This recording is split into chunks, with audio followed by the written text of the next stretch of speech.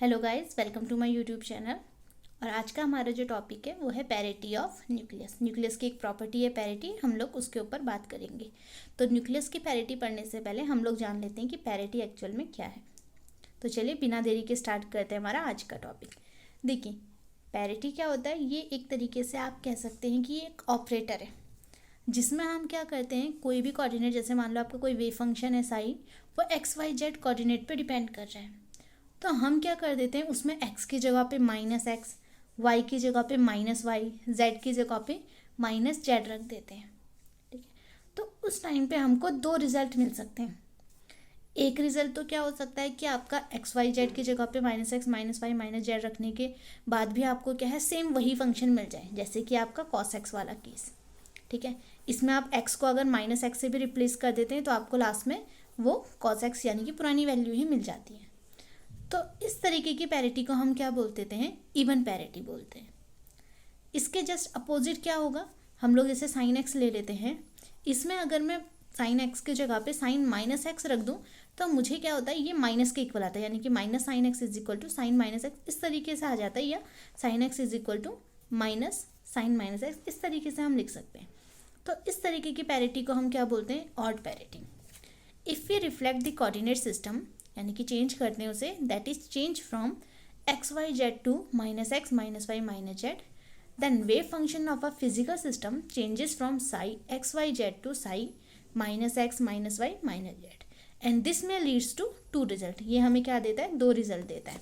पहला x y z equal to psi -x -y -z हमने ले लिया है यहाँ पे। ठीक है, यहाँ पे दोनों वैल्यू हमारी क्या आ रही, सेम आ रही है, यानी कि -x -y -z रखने के बाद भी आपको वही वैल्यू मिल रही है जो साई एक्स वाई जेड पे। In this case the wave function is said to have even parity. इस वक्त हम क्या बोलते हैं, उसे इवन पैरिटी है। फिर अगर मैं क्या कर देती हूँ, अगर हमें मिलता है psi x y z equal to minus psi -x -y -z, यानी कि माइनस का साइन आ जाता है, तो इस केस में हम क्या बोल देते हैं उसे, in this case the wave function is said to have odd parity. ये तो हो गई हमारी इवन पैरिटी और ऑड पैरिटी की बात। अब हम देखते हैं कि पैरिटी डिपेंड किस पे करती है। तो एक्चुअल में जो पैरिटी डिपेंड करती है वो करती है एजिमुथल क्वांटम नंबर पे, यानी कि आपका जो है एंगुलर मोमेंटम स्टेट्स वगैरह जो होती है उसके ऊपर ये डिपेंड करती है। कोई पार्टिकल है आपका, उसका अगर आपको एजिमुथल क्वांटम नंबर पता है तो आप उसकी पैरिटी आप इजीली उसे बता सकते हैं। उसका फॉर्मूला होता है आपका P equal to -1 to the power L। ठीक है, अगर आपके पास ये एजिमुथल क्वांटम नंबर इवन है, यानी कि आपके पास जैसे 2 4 6 इस तरीके की वैल्यू है, तो यहाँ पे -1 की पावर 2, तो हमको क्या मिलेगा, पॉजिटिव वैल्यू मिलेगी। तो इस केस में हम बोलते हैं कि वैल्यू हमें क्या मिल रही है, पैरिटी की इवन पैरिटी मिल रही है। तो for even value of L parity is even या फिर पॉजिटिव। लेकिन अगर ऑड होगी, odd value of L gives odd और नेगेटिव पैरिटी। ठीक है, अब जैसे हमारे पास एक पैरिटी है जो एंगुलर आपका एजिमुथल क्वांटम नंबर या फिर एंगुलर मोमेंटम पे डिपेंड करिए, उसी तरीके से एक और पैरिटी होती है हमारे पास, इंट्रिंसिक पैरिटी। और जो टोटल पैरिटी हमारी किसी भी आप पार्टिकल की निकालते हैं तो वो टोटल पैरिटी क्या होती है, इंट्रिंसिक पैरिटी और जो है आपका एजिमुथल क्वांटम नंबर पैरिटी के जो है प्रोडक्ट के इक्वल होती है।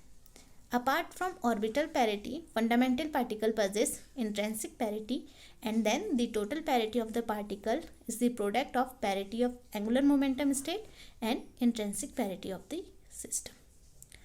ठीक है, यहाँ तक हो गई आपकी बात पैरिटी की। फिर अगर मैं बोलूँ कि जैसे हमारा मास कंजर्व रहता है, इसी तरीके से न्यूक्लियर फोर्सेस में अगर हम देखें तो उस टाइम पे हमारी पैरिटी भी कंजर्व रहती है। लेकिन कुछ डेमोन्स्ट्रेशन ऐसे भी हुए हैं जहाँ पे हमारी जो है पैरिटी जो है कंजर्व नहीं मिली हमें। वो जो है वीक इंट्रैक्शन जब पार्टिकल्स में होता है उस टाइम पे हमें देखने को मिलती है, लेकिन मोस्टली टाइम पे हमें क्या मिलता है कि पैरिटी कंजर्व है। यहाँ पे तक तो हमारी पैरिटी जो है क्लियर हो गई। अब हम बात करते हैं कि न्यूक्लियस की पैरिटी से हमारा एक्चुअल में क्या मीन है। हमें पता है न्यूक्लियस के अंदर क्या होते हैं, प्रोटॉन और न्यूट्रॉन्स होते हैं।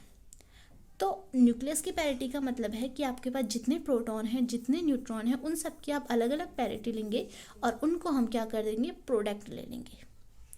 तो वो जो पैरिटी हमारी, जो हमारी लास्ट में पैरिटी निकल कर आएगी, उस पैरिटी को हम क्या बोलते हैं, न्यूक्लियर पैरिटी। ठीक है, nuclear parity is the product of parities of the nuclear constituent, that is P1 equal to PR equal to P1 P2 P3, यानी कि रिजल्टेंट पैरिटी है।